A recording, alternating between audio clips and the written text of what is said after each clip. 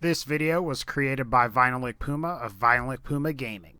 There's an old Hyperion company motto that simply asks, what good is a gun that doesn't shoot where you point? And if it ain't accurate, don't bother. Now, just like in Borderlands 2, Hyperion weapons are characterized by their high accuracy. However, unlike in Borderlands 2, Hyperion continues to manufacture a wide variety of weapons comprising of SMGs, combat rifles, rocket launchers, repeater pistols, sniper rifles, and shotguns in Borderlands 1. Now, most legendary weapons take on a more red, almost more worn-out look in Borderlands 1 as well. Even non-legendary weapons from Hyperion are more reddish in appearance, an interesting contrast to the Hyperion yellow many are familiar with in later games. Today, we'll be going over what I think are some of the best weapons Hyperion has to offer. So, without further ado, these will be the top 8 Hyperion guns and weapons in Borderlands 1, starting now. Number 8, the Spy. The Spy is a decent early to mid-game SMG from Hyperion that is acquired upon completing the King Tossing side quest mission for the Borderlands 1 vanilla game. Now, the Spy's special effect provides boosted accuracy while aiming down sights, and according to the Borderlands wiki, the Spy will always have a 35% boost to critical hit damage, regardless of whether it's listed on the item card or not. Now, this special effect comes from the Spy's unique weapon sight part, meaning the Spy's weapon sight is what makes it appear as the Spy SMG on the item card. Now, the Spy can come in all elements and is capable of a respectable ×2 or ×3 elemental multiplier. Now, while I wish this was higher, it's actually pretty good for what it is, all things considered. And it's rare to sometimes find decent weapons with a good elemental multiplier, and the Spy actually has a pretty good one. That said, I wouldn't say that the Spy is particularly life-changing or anything, but I would consider the Spy SMG to definitely be a nice weapon. The reason I say that is because maybe if you found like a double anarchy or something, you might rather use that instead. Number 7, the Ladyfinger. For those of you that have just started playing Borderlands 1, it's possible that you've come across and used the Ladyfinger before. Now, the Ladyfinger is a Hyperion repeater pistol that has a special effect that boosts critical hit damage bonus. And from what I've been able to tell, it's a 100% boost to critical hit damage bonus. And this special effect comes from the unique Ladyfinger barrel, which is more in line with many of the other Hyperion weapons that we will go over in this video. This is a really nice early game pistol. While it's not one of the most powerful guns in the game like its Borderlands 2 counterpart, the Lady Fist, the Ladyfinger is perfect up against 9-toes during your first and second playthroughs, and you can even use it effectively for a little while after that as well. Now, while the Ladyfinger can come in all elements, its elemental multiplier is limited from ×1 to ×2, so ×3 and ×4 versions aren't available, unfortunately. Normally, you can acquire the Ladyfinger from the grave of TK Baha's wife during the 9-toes Take Him Down quest. However, you can also get a Ladyfinger from Mo once you've completed the Legend of Mo and Marley. Number 6, the Destroyer. So this will be the first of 2 weapons that have a very similar, if not identical, special effect. And that is that when you fire the Destroyer while aiming down sights, it empties the full magazine of the gun. Now, this effect can be cancelled by simply reloading, performing a melee attack, or even unscoping the weapon. Now, the Destroyer's special effect is determined by a unique barrel piece that only the Destroyer has, which also slightly improves damage as well. Now, like many other weapons on this list, the Destroyer can come in all elements. Now, this gun overall is fairly decent for a single-shot combat rifle. That said, it's definitely not my go-to weapon, but I'd much rather have the Destroyer than a non-legendary single-shot rifle. As you can see from the video, I'm using a non-elemental variant. I think that if I ultimately decided to use this weapon more, I would probably go with a corrosive or fire variant just to get that damage over time effect. And the non-elemental version becomes pretty limited, especially when you're going up against like Crimson Lance or something like that. I should also probably say that I'm not a huge fan of single-shot combat rifles, and I've never really been a big fan of them at all. While the special effect of the destroyer kind of mitigates the standard effects of a single-shot combat rifle, I just feel like the magazine size on this gun is just way too low.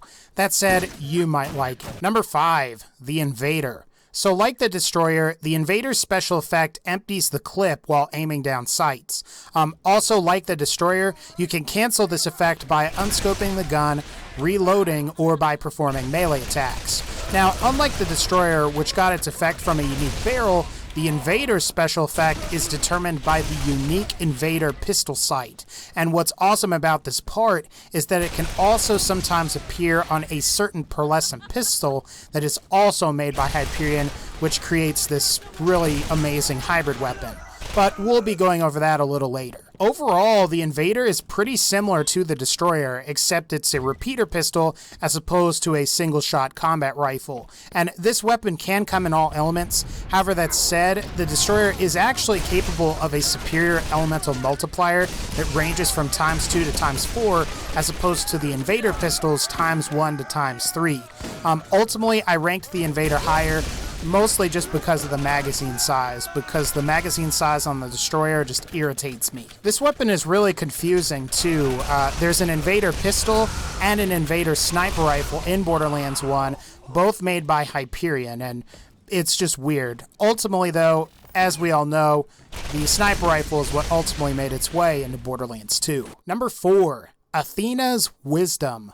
Now, Athena's Wisdom was added with the General Knox DLC for Borderlands 1 and is acquired upon completing the DLC's final mission, Loot Larceny. What you may realize is that Athena's Wisdom is sort of similar to the Ladyfinger and is actually slightly improved in some areas. The Athena's Wisdom has a special effect that boosts accuracy as well as critical damage. Like the Ladyfinger, Athena's Wisdom's special effect comes from the unique Athena's Wisdom weapon barrel, which boosts not just damage and accuracy, but also has a superior critical hit percentage boost than the Ladyfinger does.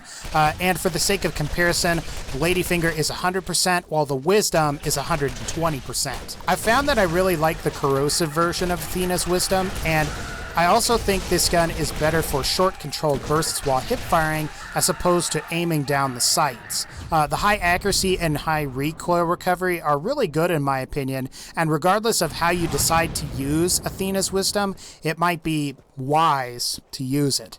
Plus, it's pretty easy to get. Number 3, the Bitch. So Borderlands 2 players will be familiar with the Bitch SMG. This is the original one from the first game in the franchise that started the SMG sniping phenomenon. Now, the Bitch's special effect is improved accuracy and a high elemental effect multiplier that can only be ×3 or ×4. The special effects are determined by the unique Bitch SMG barrel, which means that the Bitch will always appear with the extended barrel for SMGs in Borderlands 1. According to the Borderlands wiki, the Bitch is the most accurate SMG in Borderlands 1. Something similar can actually be said of the Bitch from Borderlands 2, which allows you to snipe enemies from across the map, which is pretty awesome. Now, the boost to the elemental effect means that it will generally spawn with a ×3 or ×4 elemental multiplier, and this is nice as you are guaranteed to get a really good weapon. Now, the only problem with the Bitch is that it was originally supposed to boost critical damage. Apparently this effect doesn't work properly and is glitched. Honestly, this is a shame because it seems like the Bitch could have been a lot more powerful than it currently is. Even still, it's a good gun and I think you should keep an eye out for it. Number 2, the Nidhogg. So the Nidhogg was initially a bit of a foreign concept to me. Hyperion doesn't make rocket launchers in Borderlands 2, however they did so in Borderlands 1. Now the Nidhogg is the best one that Hyperion made in Borderlands 1 and has a special effect that improves damage and reload speed. And you also get this effect where the rockets split into 6 after a certain distance, and each mini rocket deals the same damage as the initial projectile, which is awesome. Now, like many other Hyperion weapons I've discussed, this effect is determined by the barrel as opposed to the weapon accessory. Now, while the special effect sounds and is amazing, I find the Nidhogg's special effect really difficult to use. And the problem with the special effect is that it requires proper distancing, and it's one of those situations where the distance the rocket splits is far enough away to be impractical for a rocket launcher.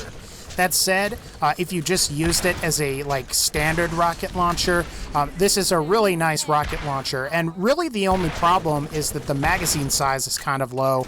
Then again, that can be increased through skills, or you can negate that with skills where you have your character has skills that won't allow you to consume ammo, so there's that. Honestly, I'm surprised this gun didn't make it into Borderlands 2, especially when you start comparing the Nidhogg to something like the Bunny from Borderlands 2, which that gun was a travesty. Number 1, the Nemesis. This is probably one of, if not the best weapons made by Hyperion in Borderlands 1.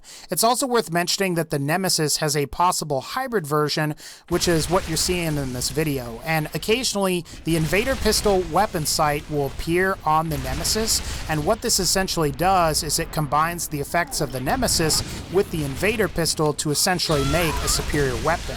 Now, as for the Nemesis, its special effect allows for a very high elemental multiplier for shock weapons at ×3 or ×4, and the chance to occasionally fire corrosive projectiles, which can spawn a corrosive effect. And this special effect comes from a unique accessory piece that only appears on the Nemesis repeater pistol, and as I mentioned earlier, the accessory has the potential to spawn with other unique weapon parts. The Nemesis is just a really good weapon based on the way corrosive works in Borderlands 1. In addition to providing damage over time, the corrosive functions much like Borderlands 2's slag and can increase the damage that enemies take. In fact, the ability to apply 2 types of damage over time can be extremely powerful and melts most mob enemies. And as I've said in some of the previous videos I've done in Borderlands 1, enemies just seem to die while you use this gun. It's amazing and is definitely a recommended weapon to farm for. Like all Borderlands 1 pearlescence, it was first introduced with the General Knox DLC. Anyway guys, that's going to pretty much wrap up this particular video. If you like this video, please be sure to leave a like. Originally I wanted to do a Borderlands 1 video sooner, but it just took a while. And one more thing. Let's see if we can get this video to 700 likes. That would be awesome. If we can't, no big deal. I'll be here tomorrow. But again, guys, take care. Thanks for watching, and I'll see you all next time.